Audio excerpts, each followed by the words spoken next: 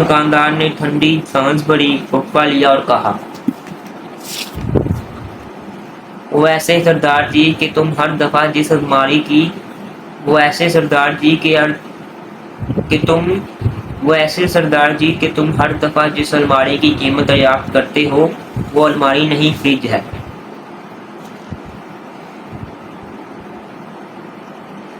میں آپ کو ہنسنے کے لیے ایک لمحے کا وقت دیتی ہوں، پھر ہم چلتے ہیں اس وجہ کی طرف جس کے باعث میں آپ کو یہ کہانی سنا رہی ہوں۔ میری ایک ریڈر تھی، اس کا نام کرشمہ تھا۔ وہ بہت ذہین لڑکی تھی، اس کی عمر 16 سال تھی جب اس نے مجھے پہلی ای میل بھیجی۔ میرے لیے ہر ای میل یا میسج کا جواب دینا ممکن نہیں ہوتا، لیکن کرشمہ کی ذہانت، باتوں اور ہنس مزاج نے مجھے بہت متاثر کی۔ وہ مجھے کافی دلچسپ لگی تھی، تو میں اکثر اس کی میل یا میسج کا جواب دے دیا کرتی تھی۔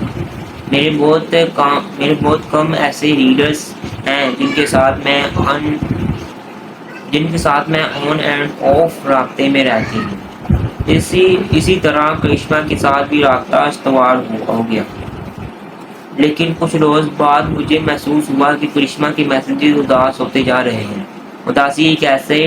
اداسی ایک ایسے سپرے کی طرح ہے جسے ایک کونے میں چھڑکا جائے تو اس کی مخصوص مہک سارے میں پھیل جاتی ہے۔ حساس انسان اس کو فوراً سونگھ لیتے ہیں۔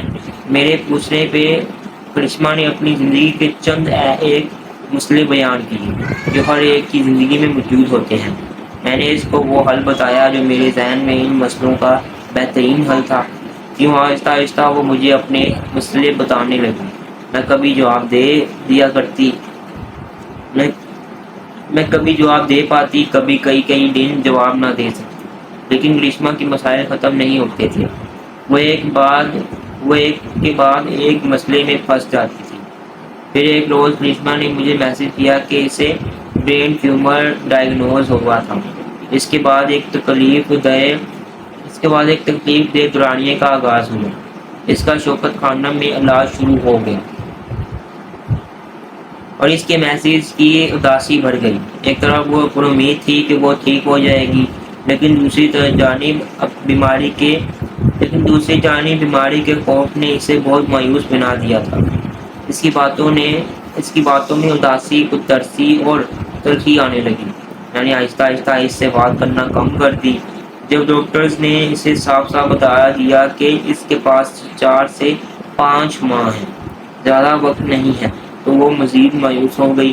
پہلی دفعہ اس نے خود اپنے ہاتھوں سے اپنی زندگی ختم کرنے کی بات کی۔ میں نے بس ایک دفعہ اسے سمجھایا کہ ایسا نہ سوچا کرے، لیکن جب ہفتے بھر بعد اس نے شدید مایوسی کے عالم میں وہی بات دہرائی تو میں نے اس کو سمجھانا شروع کر دیا۔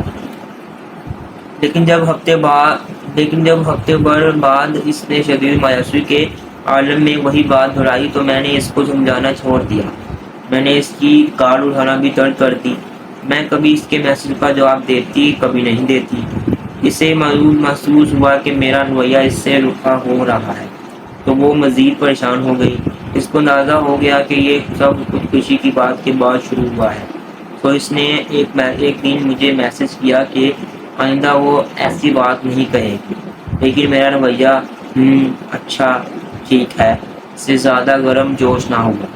کرشمہ کی سمجھ میں نہیں آ رہا تھا کہ میں اس کی ایک غلط بات پہ اتنی ناراض کیوں ہو گئی ہوں۔